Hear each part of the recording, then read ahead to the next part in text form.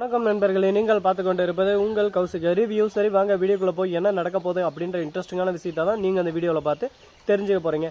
அதுக்கு முன்னாடி நம்ம மல்லியும் மறுபக்கம் விஜயும் எப்படியோ ஒரு வழியாக காப்பாற்றி நம்ம மயிலை வீட்டுக்கு அழைச்சிட்டு வந்தாங்க. வீட்டுக்கு அழைச்சிட்டு வந்தாலும் அவங்களுக்குள்ள அந்த பயம், அந்த பதட்டம் எல்லாமே அப்படியே இருக்குது. ஏன்னா அந்த அளவுக்கு ஒரு பக்கம் அவங்கள மிரட்டி இருக்காங்க, ஒரு பக்கம் அவங்கள ரொம்பவே தொல்லை கொடுத்துருக்காங்க. அந்த தொல்லையினால அவங்க கனவுல கூட என்னை விட்டுருன்னு சொல்லிட்டு கதறல் சத்தம் ஒரு பக்கம் வீடு முழுக்க எக்கோ மாதிரி சும்மா கம்பீர்னு கேட்டுட்டே இருக்கு. இதனால என்ன ஆச்சு அப்படின்னு சொல்லிட்டு பார்த்தீங்கன்னா, ஒரு பக்கம் மயிலுக்கு மனதளவில் ரொம்பவே டிஸ்டர்ப் ஆகிட்டு இருக்காங்க. உடனே நம்ம மல்லி விஜய் இருந்துன்னு, மல்லி நீ மயிலு கூடயே படுத்துக்கோ, மயிலு ரொம்பவே டிஸ்டர்பாக இருக்கு, அவருக்கு ஒரு ஆறுதுணையா தைரியமா இரு அந்த மாதிரி ஆறுதல் சொல்ல ஆரம்பிக்கிறாங்க. சரி ஓகே, அந்த ஆறுதலை ஏற்றுக்கிட்டு சரி நான் அதுபடியே நடக்கிறேன் அப்படின்னு சொல்லிட்டு நம்ம மல்லியை அங்கேயே படுத்துக்கிறாங்க. நம்ம மயில் அதுக்கப்புறம் எந்த ஒரு பயமும் வரல, அவங்க சைலண்டாக தூங்கின்னு இருக்காங்க. அடுத்த நாள் காலையில் ஆகுதுங்க. அந்த சமயத்தில் மயில் இருந்துன்னு காலேஜுக்கு போகலான்னு சொல்லிட்டு ரெடியாக சொல்கிறாங்க. நம்ம விஜயை மறுபக்கம் மல்லி, நான் இனிமேல் காலேஜுக்கு போகிறதெல்லாம் எங்கேயும் போகிறதில்ல, உங்களோட நம்பிக்கையை நான் வீண் பண்ணிட்டேன், உங்களோட நம்பிக்கையை நான் காப்பாற்றுறேன், இந்த மாதிரி ஒரு இதில் இருக்கிற நான் எப்படி போக முடியும் அப்படின்னு சொல்லிட்டு கோபத்தோடையும் ஆக்ரோஷத்தோடையும் பேசின்னு இருக்காங்க. நம்ம மயில் இனிமேல் நான் போகவே மாட்டேன், நான் எல்லாரையும் ஏமாற்றிட்டேன், உங்களோட நம்பிக்கை எல்லாமே ஒரு பக்கம் உருக்குலைச்சிட்டேன், அந்த மாதிரி ஃபீல் பண்ணிட்டு இருக்காங்க. நீ பண்ணது எந்த விதத்துலையும் தப்புன்னு சொல்லிட்டு இங்கே யாரும் இன்னும் சொல்ல போகிறதில்ல, ஏன்னா நீ எந்த ஒரு தப்பும் செய்யலை, உன் மேலே நியாயம் மட்டும்தான் இருக்கு அப்படின்னு சொல்லிட்டு எல்லாரும் ஆறுதல் சொல்ல ஆரம்பிக்கிறாங்க. உடனே மயில் இருந்து இல்லை அப்படின்னு சொல்லிட்டு திரும்ப அதே ஆரம்பிக்கிறாங்க. இதோ பார், ஒரு டைம் சொன்னால் ஏற்றுக்கோ, திரும்ப என்ன பேச வைக்காத அப்படின்ற மாதிரி மல்லி ரெடியாக போக சொல்கிறாங்க. உடனே மயிலும் ரெடியாகி ஸ்கூலுக்கு காலேஜுக்கு போக ஆரம்பிக்கிறாங்க. அதே சமயத்தில் மறுபக்கம் இவங்க எல்லாரும் ஒரு பக்கம் கும்பலா கும்மி அடிச்சுன்னு போது திடீர்னு ஒரு கும்மி அடி சவுண்டு கேட்குது. யாருக்குடா அப்படின்னு சொல்லிட்டு பார்த்தீங்கன்னா, நம்ம ராஜேஸ்வரிக்கு தாங்க. திடீர்னு ஃபோன் வருது. என்ன ராஜேஸ்வரி, நீ பணமெல்லாம் கொடுக்குற மாதிரி தெரியல, அதனால் நானே ஒரு முடிவு பண்ணிட்டேன். விஜய் இருக்கான்ல, விஜய் உன் தம்பி, அவனுக்கு ஒரு குறிப்பிட்ட ஆதாரத்தை மட்டும் நான் அனுப்ப போகிறேன். அந்த ஆதாரத்தை பார்த்துட்டு அவனே ஒரு பக்கம் உங்க கூட நேரில் சும்மா கை கோத்து பேசுவான். அதுக்கப்புறம் உனக்கு அடின்னு கும்மி அடிப்பான். அதுக்கப்புறம் எதுக்குடா இவனை பகைச்சிக்கிட்டோம், எதுக்குடா காசை கொடுக்க மாட்டோம் சொல்லிட்டு நீ ஃபீல் பண்ணுவேன். அதுக்கப்புறம் நீ எனக்கு ஃபோன் பண்ணி ஐயோ நான் காசை கொடுத்துட்றேன், நீ கதறினாலும் சரி உதறினாலும் சரி நான் எதுவும் ஏற்றுக்க மாட்டேன், அதை நான் இப்போயே சொல்லிடுறேன். ஏன்னா எதனா ஒரு கிளாரிஃபிகேஷனோட உனக்கு தெளிவாக சொல்லிடணும்ல, அதனால தான் ஃபஸ்ட்டே சொல்கிறேன் அந்த மாதிரி சொல்கிறாங்க. இதை கேட்டது என்ன பேசுறது ஏது பேசுறதுன்னு சொல்லிட்டு தெரியாமல் என்னடா நடக்குதுங்க, என்ன நடக்குது அப்படின்னு சொல்லிட்டு ஒரு பக்கம் நம்மளுக்கே கேட்க தோணுதுதாங்க. என்னங்க பண்ணுறது, நாம் ஒன்று நினச்சா கடவுள் ஒன்று நடத்துகிறாரு, அது போல தான் இங்கே ஒரு பக்கம் நடந்துக்கிட்டும் இருக்குது. அது மட்டும் இல்லாமல் நம்ம விஜய் இருக்கார்ல, அவர் இருந்து கையும் களமாக கரெக்டாக போய் பிடிக்க பார்த்துறாரு. கரெக்டாக ராஜேஸ்வரி ஃபோனை எடுக்கிறாங்க. ஃபோனை எடுத்து அதை பார்த்துன்னு இருக்காங்க. அந்த சமயத்தில் விஜய் கையை பிடிச்சா என் ஃபோனை உன் நேரம் எடுக்க சொன்னது அப்படின்னு சொல்லிட்டு கையை பிடிச்சி பார்த்தா அதில் வீடியோ ஆடியோ ஆதாரம் வந்திருக்கு.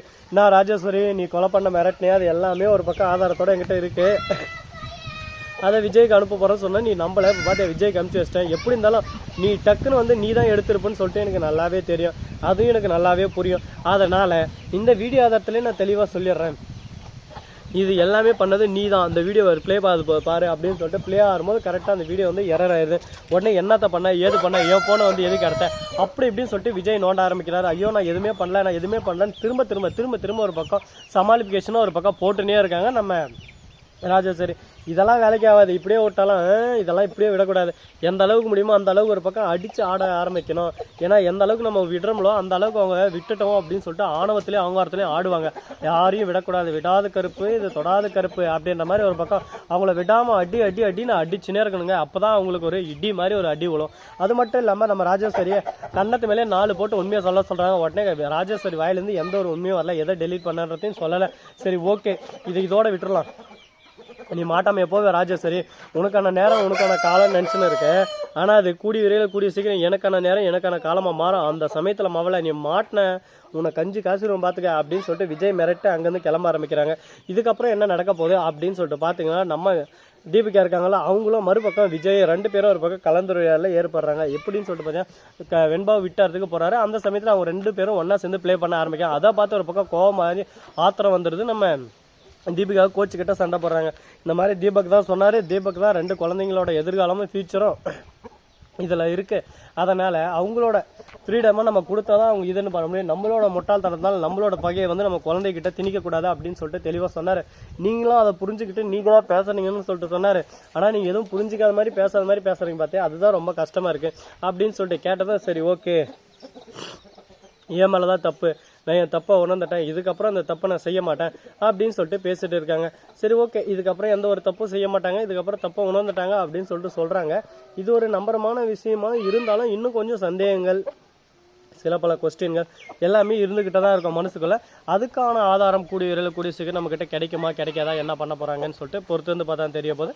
அது மட்டும் இல்லாமல் நம்ம தீபிகா இருக்காங்களா, அவங்க வந்து போய் தீபக் கிட்ட இதோ பார் தீபக், இந்த மாதிரி என்கிட்ட ஒன்று சொல்றது, அந்த விஜய் கிட்ட ஒன்று சொல்றது, இந்த 2 குடும்பத்துக்கு நடுவில் நின்று கும்மி அடி தம்பி கும்மி அடி குனிஞ்சு குனிஞ்சு கும்மி அடி அப்படின்றது கும்மி அடிக்கிற வேலை, இதெல்லாம் வச்சுக்காது, இதெல்லாம் வச்சுக்க நான் டென்ஷன் நேரம் அப்புறம் பார்த்துக்க அப்படின்னு சொல்லிட்டு சொன்னதும் என்ன பேசுறது ஏது பேசுறதுன்னு சொல்லிட்டு தெரியாம நம்ம மேலே தான் தப்பு போல, நம்ம எதுவும் பேசக்கூடாது, நம்ம சைலண்ட்டாக இருந்துடலாம் அப்படின்னு சொல்லிட்டு மௌனத்தோட ஒரு பக்கம் சைலண்ட்டாக இருக்காப்புல.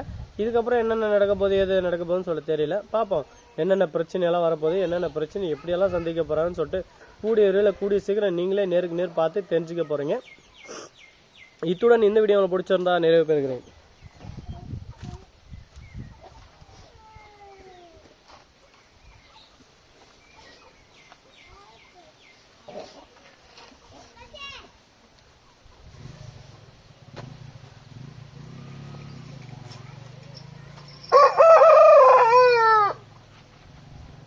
இந்த வீடியோ பிடிச்சிருந்தா லைக் பண்ணுங்க, கமெண்ட் பண்ணுங்க, ஷேர் பண்ணுங்க, டிண்டிங் பல தட்டி விட்டு போங்க. அப்போ தான் நான் போகிற அடுத்த வீடியோ உங்களுக்கு கூட நோட்டிஃபிகேஷன் வந்து கொண்டே இருக்கும்.